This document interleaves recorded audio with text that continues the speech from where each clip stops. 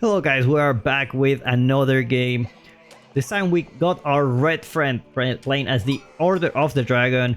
It is, you know what, I know like 300 characters in Chinese and these four are not one of them. So maybe we can keep track of how many characters I learn. And they told me that if I learn like 1000, I should be able to read like 90% of what I see on the screen. But we will see. We will see. In the color blue, playing as the Ottomans, it is Anotand. Now we know that Anotand has been experimenting quite a lot with Ottomans. There's so many... I don't know, Ottomans feels like a very weird spot to me, and I like it, because you cannot really predict what they're gonna do. Now, for example, you see someone playing Japan, you're like, oh yeah, he's gonna go castle. Like, that's it, right? Or you see someone playing Abbasid, it's like, oh yeah, he's just gonna go multiple TCs and boom, whatever. But Ottomans don't feel that way. Ottomans feel a little bit like you don't know what to expect from them. The only thing that you know is that the longer the match goes, the worse it is for you if you're fighting against the Ottomans. Just because of how good their free military scales over time.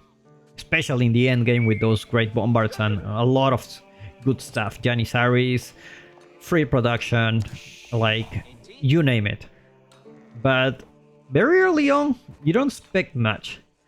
And this is what I like about it, because I feel like before, when the Ottomans just released, the way you play them is to just go feudal full aggression with them. And that's where their strength was. And then they changed to another kind of meta where they will just go fast castle, and then someone, I don't know who was it, but took it to the next level. Maybe it was stronger, I don't know, but he was just doing fast imperial, and everyone was just doing fast imperial. They noticed how strong Ottoman is in imperial, and then they go like multiple town centers. So it's like a civilization that can play very, very different styles. And with the new patch, it's even more evident. Order of the Dragon. We have seen them quite often these days. We have seen them quite often. We have seen them in the ladder more and more often. I don't know why. People have just realized they're actually strong. I don't know why people thought they were weak. Maybe they are, to be honest. But people have realized that, hey, actually, I just need to play this a little bit different. And a lot of people are just realizing that, hey, actually, if I just go castle with Order of the Dragon, I'm in a really good spot. And then I can go burger. Go to the Burgrave Palace to spam those units, those man-at-arms. And it's becoming really popular. It's becoming really popular. So I wouldn't be surprised if our red friend actually goes for a fast castle. And by the looks of this looks like a fast castle to me. Like he's already one villager building the landmark, so he's not in a hurry, meaning he's not in a hurry to be in the field age, not getting any upgrade or whatsoever, so he's just fine. And an outpost coming here, meaning that this guy's definitely going castle age. Like, that's no question about it. This guy doesn't want to fight. One villager on the landmark, one villager building an outpost. This guy's going castle. Meanwhile, Anotand is going for some stone. Not so many villagers here. Can potentially go for maybe military schools. I'm not sure. But lately, he has been experimenting a lot with the Vizier points. And what the Vizier points do is basically you can increase the production speed for all your town centers. And obviously, the more town centers you have, the more value you get from it. And for a short period of time, you can get insane amount of villagers depending on how many town centers you got. Now, if he puts the town center here, next to the stone, pretty much guarantees that he's gonna need the stone in the future. And there you go. Second town center already here. Whether or not he goes for a third town center, it remains to be seen. But in any case, you can always use the stone for military schools that you will definitely use in any case in this game. By the way, guys, I have a question for you. How's the season going for you? It's a lot of mixed comments. A lot of people love it. A lot of people hate it. I don't know really what is the truth answer here. I would like to know more about your opinion on that, because for me there's many things that I like, and one thing I dislike a lot is the new university upgrades. They just like feel like the wooden units are so strong. If you get played against English in the late game, you're gonna regret it. Longbows with so much range attack, and you don't need gold. That's the thing. It has become a thing where you don't really need gold. Because Siege is in a very weird spot where you can lose it very, very fast, or you cannot lose it at all. So it's kind of weird. Overall, I would say there's more positive things than negative. Anyway, Borgrave coming here. For red, it's gonna be sending those mana dams right away into Anotand's base. Anotand already responding here with a quick wall. Is it gonna be enough? Probably, but the thing is, by the looks of this, he may be trying to go for a third town center, and that's too greedy. Especially as the Ottomans. Like, if you want to go for a third town center, like, then who's gonna defend this? Are you gonna rely on walls and that's it? That's something to consider. Monastery up for red. Let's take a look at the income per minute. Usually, I got a lot of these questions lately, like how many villagers? Why do I put the income per minute? Why I don't put the villager count? Usually, and I say usually because sometimes I forget. Usually, at the beginning, I just put the villager count, so you can check the build order, and you can check like how many villagers they have, and you can also learn from it, right? Later on, I like to put the income per minute just to check like. What is this, Michael Jackson? Oh, damn it. Alright. And later on, I like to put the income per minute just so that you can see which guy is richer.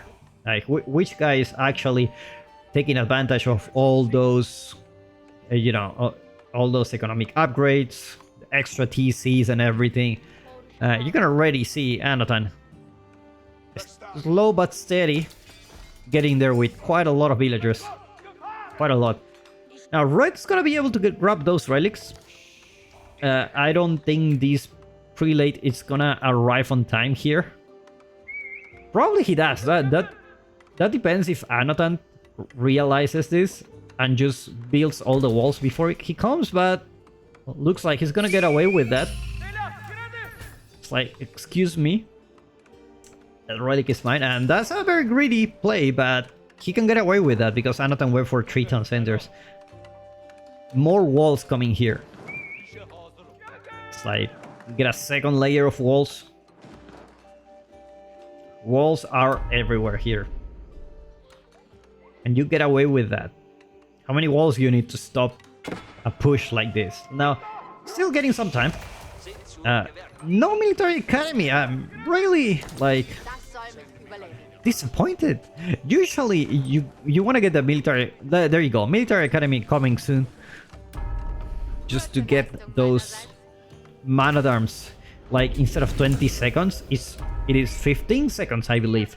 So it does make a huge difference. Like, in 1 minute... okay, I'm not gonna do the math, but... and trust me, I'm an engineer. I'm not gonna do the math. It's... You're just gonna have so many units, especially now that I will prioritize like these over range armor or anything, just to have some pressure going on. Because Anotand, no way he's going castle.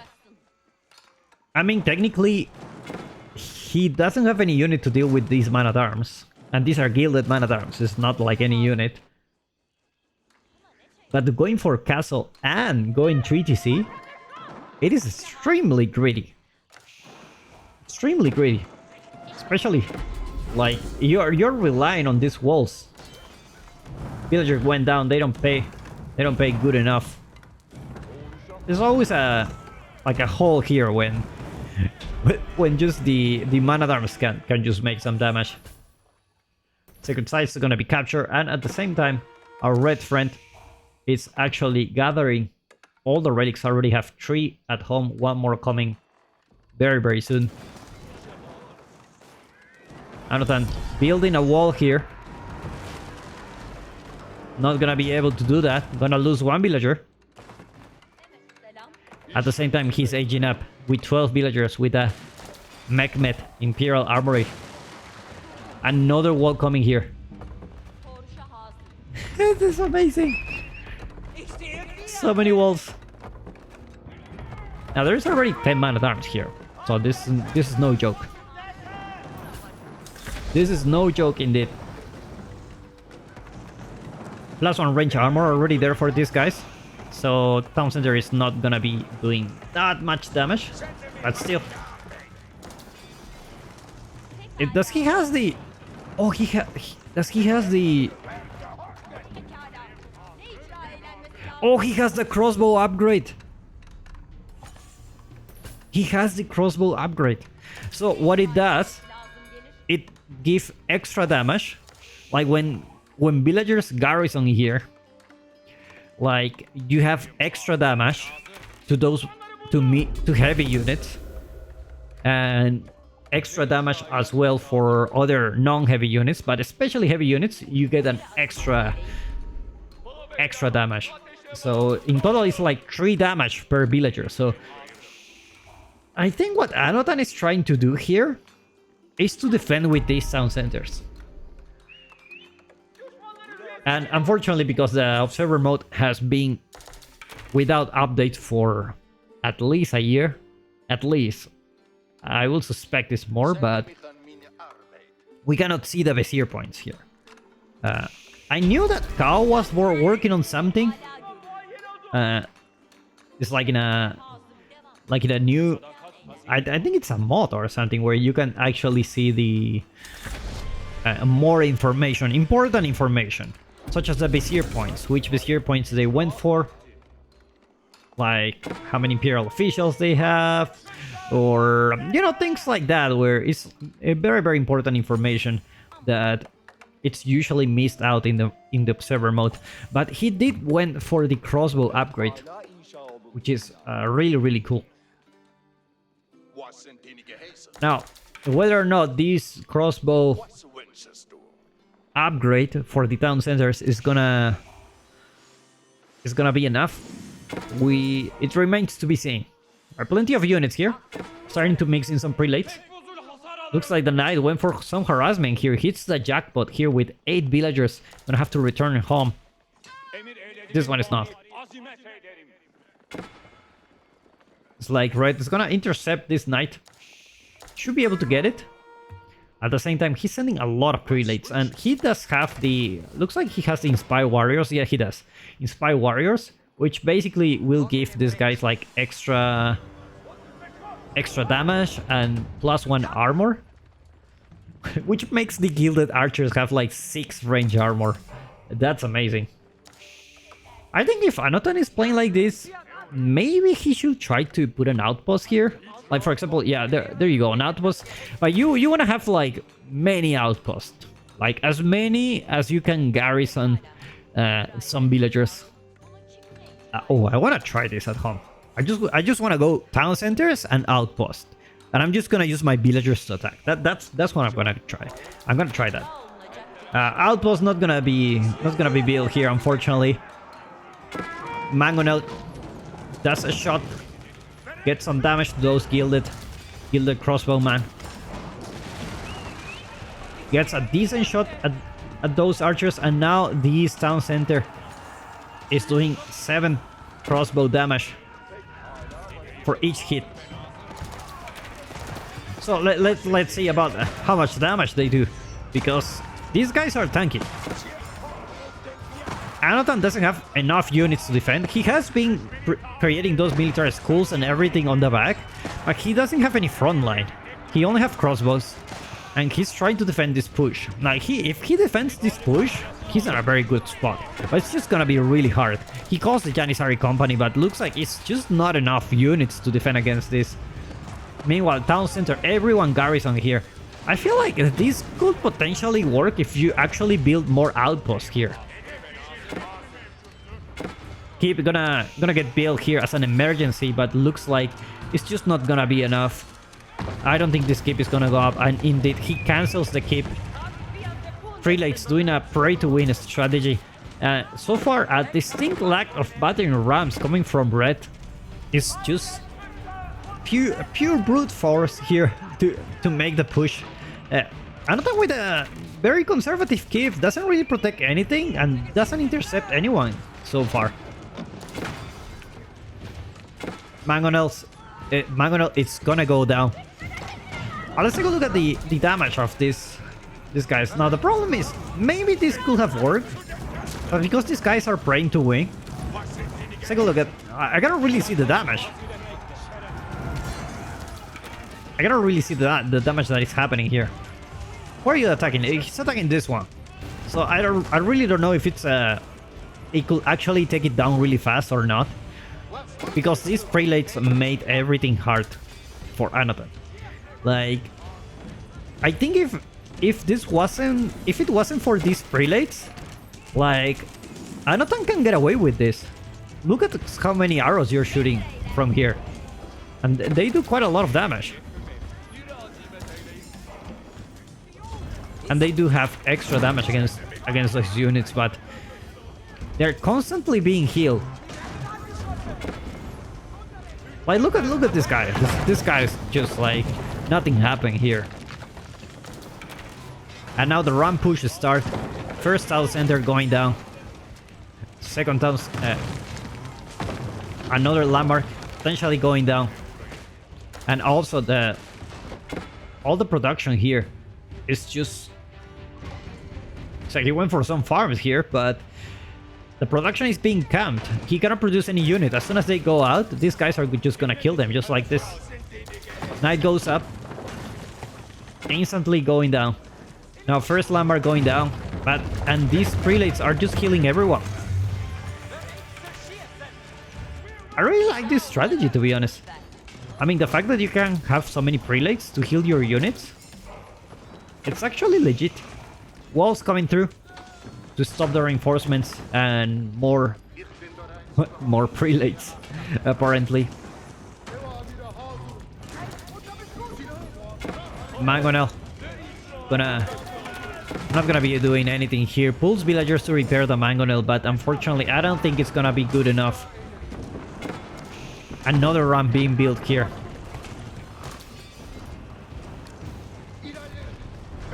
This guy. Okay, now we can see the damage. Never mind. I feel like I haven't proved my theory if this strategy could work, but definitely we know for sure it won't work against Order of the Dragon with some prelates. Thank you so much for watching, guys, and I'll see you in the next one.